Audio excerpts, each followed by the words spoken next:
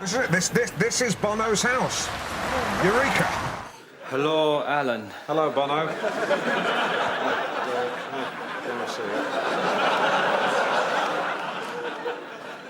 How's the edge? The edge is fine. It's not like. But I still haven't found what I'm looking for. So, Ford Edge. Do you even know what it is? Well, it's the biggest SUV that Ford sells in the UK, and it comes not so hot on the heels of the Explorer, which was killed off all the way back in 2001. And not by the Millennium Bug, but because nobody was interested. The weird thing about that though is that over in the US and there, Ford is like the SUV master. About 40% of US car sales across the whole of last year were SUVs, and loads of those wore a Ford badge. In America, the Edge here, which is built in Canada, is classed as a mid-sized crossover SUV. But remember that there's standard-sized in America, and there's standard-sized here, as this American fella holding a regular-sized cheeseburger demonstrates. Although it looks like that fella in particular, chosen at random, has especially tiny hands, so maybe that's a bad example. Anyway, the point is, that in America, people really do think that The edge is fine. and they think it's quite small. But here in the UK of GB, it feels massive. That's partly because it is massive. In length, at least, it's closer to a car that we in the UK would call a full-size luxury SUV than it is to a mid-sized crossover. And that feeling's exaggerated from this seat here. The dashboard's so deep that you can barely see the edge of it, let alone the edge of the bonnet of the Edge. You can probably park a Qashqai in this space, sideways. The good thing about that, of course, is that this flap here is probably a gateway to 10p carrier bag levels of space. Yep, you can't even fit a shoe in there. You can fit a shoe into the door pockets though if you want, just. And into the centre console here if you like, because this is the main storage gap. The cup holders are clearly designed for those huge American spec supersized cups from Mackie D's. Other fast food restaurants are available. If you've got a normal sized cup, you have to use this rubber adapter thing in it, and there's only one of them. And the Edge's stifled packaging, shall we say, continues elsewhere. Like, there is a ton of rear legroom, but it would be criminal for there not to be. The boot, on the other hand, is pretty much average for the class. I mean, it's perfectly useful in reality. It's big, in fact. And it has some nice hooks and trays and a flat loading floor. And the rear seats fold flattish too. But the main problem with the boot isn't what's there, it's what isn't. Lift the boot floor and you just get this small spare wheel where the tyre inflator kit should be. And where in other cars like this that you might be thinking about buying, you'd find a lovely big pair of seats. It's true that seats 6 and 7 in these types of cars are occasional use only, which of course is a euphemism for tiny and uncomfortable, but they are genuinely really useful occasionally. And that might be a deal breaker. It could be for you that it is not fine for a car this size to have just the 5 seats. But if it is fine, let's continue, though it doesn't really get much better, to be honest. Like how generally monotonous it is to drive. The ride isn't bad, okay? But it has this undesirable quality of being generally softly sprung, so it wallows about a lot, but then it feels like there's very little give in the sidewalls of the tyres, so the edge is harsh. Brilliant pun intended.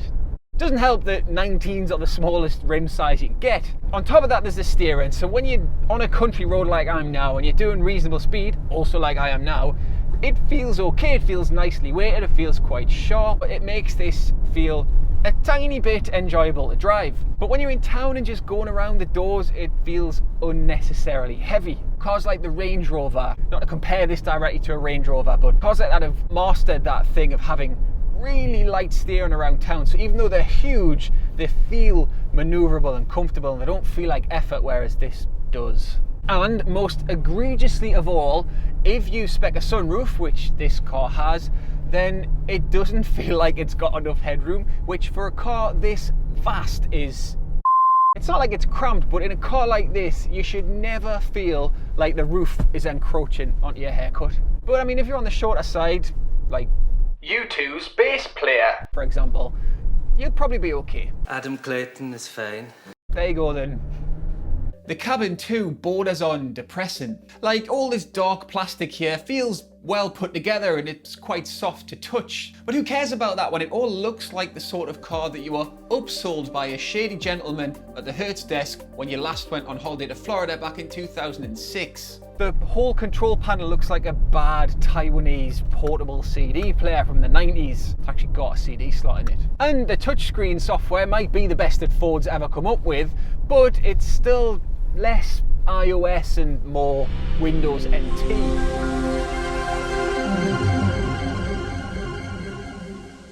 And it's all a real shame because we know that Ford can make great cars. The Mondeo's excellent. This just feels like a Mondeo that's let itself go. Funnily enough, it doesn't really move that quickly either. Just the one engine, a 2-litre diesel with either 180 or 210 horsepower and manual or automatic respectively. This is the latter, and it's the one that's more suited to the car, mainly because it's got a bit more torque, and the whole automatic gearbox thing much better suits the lazy driving style that this big lump of a car encourages. Even the gearbox isn't ideal though. It's a power shift twin clutch, right? And it's quite smooth and it's quick to shift. There's no kick down button, and the gearbox is actually really reluctant to do that of its own volition. So it just adds to this feeling that this is kind of a lumbering and lazy sort of a car. It's an obvious thing to say, but it's much quieter and more refined and a much more pleasurable experience driving this car if you're just feathering the throttle. And actually the Edge is otherwise quite quiet in general. It has acoustic glass for a start, which is just a fancy way of saying thicker glass. But more importantly, it's got this quite clever active noise control system that uses the stereo speakers to pump out frequency negating ambient signals. Same basic principle as noise cancelling headphones. Specifically, it targets road and wind noise. Now, it never gets rid of them entirely, of course, but when you're driving gently on a smooth motorway, it does help to make this thing feel really quiet, really refined,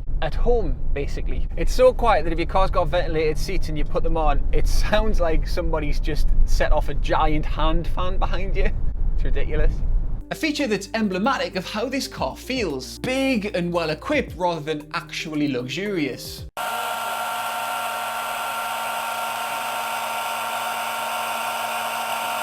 Nonetheless, you will get your whirring chair fan cheaper here than you would from Germany, which is something. There's 3 trim levels and with each you get loads of stuff, especially if you get a Vignale one, which you may know is less a trim level and more a posh sub-brand of Ford. Sort of like what Gear used to be before Del Boy ruined it. Lovely jubbly. Sadly, the 30 grand Z-Tech base model Edge was recently dropped, which means the cheapest Edge you can buy is now 35 grand, and therefore a lot more expensive at the starting point than a lot of the other SUV crossover type things that you might be also thinking about buying. Now, the reason Ford has done that is because it sees this car as the sort of thing you'd buy if you think a premium SUV is a bit too small or not very well equipped. BMW X3, Audi Q5, Mercedes GLC. And even though the Edge has good residuals somehow, from this seat, I just can't see why anybody would want to go this way instead of buying one of those German cars. Or a Volvo XC60, which does everything better. And even if you're just after something utilitarian and like a proper 4x4, which all of these are 4x4, probably should have said that already, then you're probably better off buying a Mitsubishi Shogun. And if you want space, a Skoda Kodiaq could cost you 10 grand less, and it has 7 seats. And it isn't that much smaller in the second row, and it has a better driving position and a better cabin, and it's easier to park. Honestly, if you have to have a big Ford, the S-Max and the Galaxy are much better than this. All the good things about the Edge, and there are quite a lot despite what's just happened here. 5-star safety, good residuals, decent build quality, lots of kit, good economy for a big lad, and excellent motorway manners. They're all difficult to see, and that's because between the cramped feeling under the roof and the lack of seats in the boot and a general sense of bulk that makes maneuvering it feel like pushing a mattress through a letterbox, you're usually asking, Oh, why am I so massive? that's the car, not you. I'm sorry, like, I just don't get it. Thanks for watching anyway, I hope you enjoyed it. And just before I go, usually I sign off these videos by asking you to go to the website to read a more detailed review, and you should. This time though, I would implore you to do it, because if you do, you'll find a much more charitable review of the Edge. We have different opinions at HJ, this is just mine. Thanks again for watching. See you soon, bye.